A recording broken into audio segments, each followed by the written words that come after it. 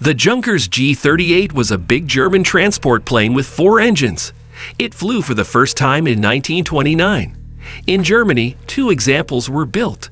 In the years before World War II, both planes were used as commercial transportation in Europe. In the 1930s, the design was given to Mitsubishi, which built and flew a total of 6 military bomber transport planes with the name Ki-20. 7 people worked on the G38. The design of the G38's blended wings made it possible for mechanics to work on all 4 power plants while the plane was in the air. On July 1, 1931, Lufthansa started regular service between Berlin and London with flights that could hold up to 13 people.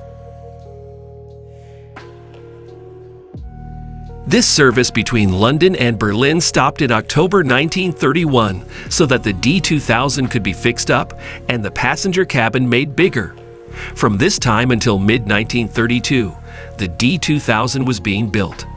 During this time, a second deck was added to the fuselage, which made it possible to carry more cargo and seat up to 30 people. Also, the D2000's engines were upgraded again to 4 L88s, which gave it a total power of 2352 kilo.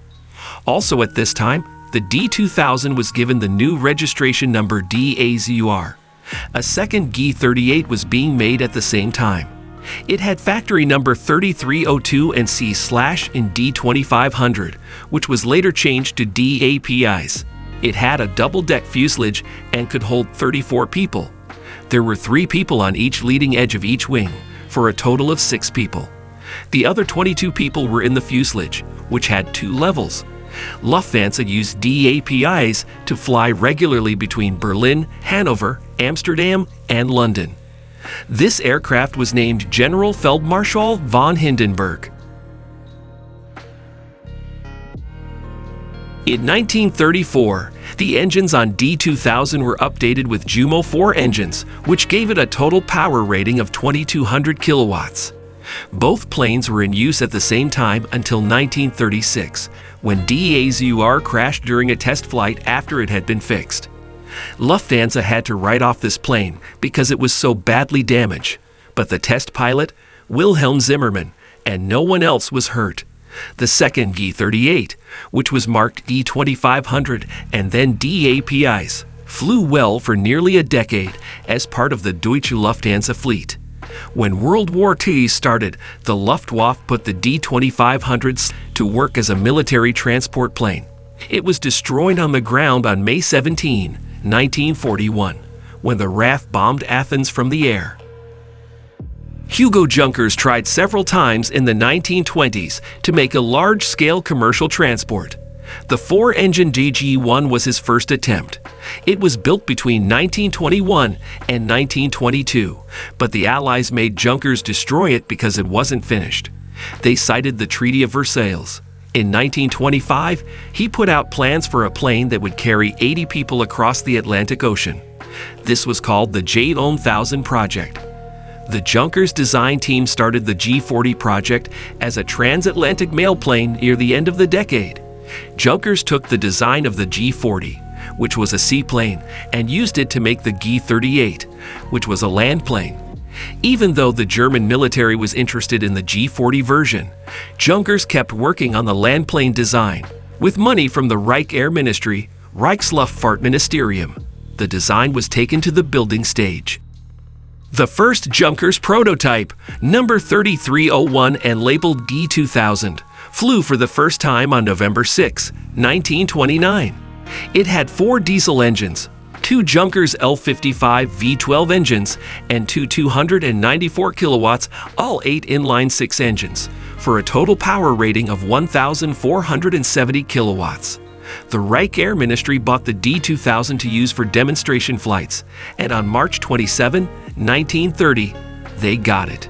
During tests in the air, the G38 broke 4 world records, including ones for speed, distance, and time for planes that could carry 5,000 kg. On May 2, 1930, Lufthansa began using the D2000 for scheduled and chartered flights.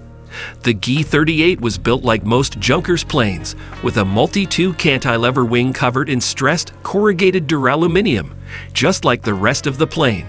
The biplane tail, which was common on big planes at the time, was meant to reduce rudder forces. At first, there were 3 rudders and only 1 fixed fin in the middle. It had a fixed undercarriage with 2 tandem main wheels that were at first covered by very large spats. By today's standards, the passenger rooms were luxurious, and they were meant to be on par with those on DLAG's competing Zeppelin service. The plane was different because people sat in the wings, which were 5 feet 7 inches thick at the base. The very front of the plane also had 2 seats. Each wing's leading edge was fitted with a sloping windscreen. This gave these passengers the same view forward that pilots usually have. There were 3 cabins with 11 seats each, as well as cabins for smoking and bathrooms. The wing had the typical double wing shape of a Junkers plane. The name comes from the fact that the full span flaps also worked as ailerons on the outside. On February 2, 1931, the Junkers yard in Leipzig put 2 Junkers L8 engines and 2 Junkers L88 engines in the D2000. This gave it a total power rating of 1764 kilo and increased the number of passengers from 13 to 19. When it was first made, the G38 was the world's biggest land plane. By today's standards, the passenger rooms were luxurious, and they were meant to be on par with those on DLAG's competing Zeppelin service. The plane was different because people sat in the wings, which were 5 feet 7 inches thick at the base. The very front of the plane also had 2 seats. Each wing's leading edge was fitted with a sloping windscreen. This gave these passengers the same view forward that pilots usually have. There were 3 cabins with 11 seats each, as well as cabins for smoking and bathrooms.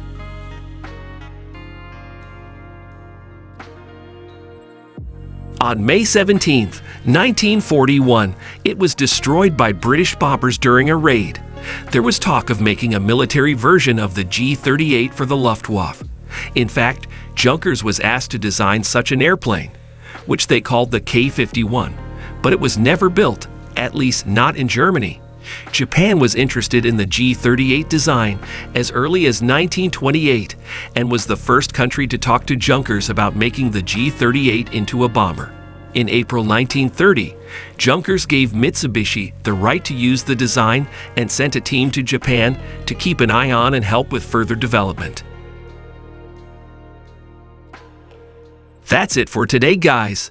Be sure to hit the subscribe button to get the latest update about the fresh and interesting content we keep on posting. See you in the next video.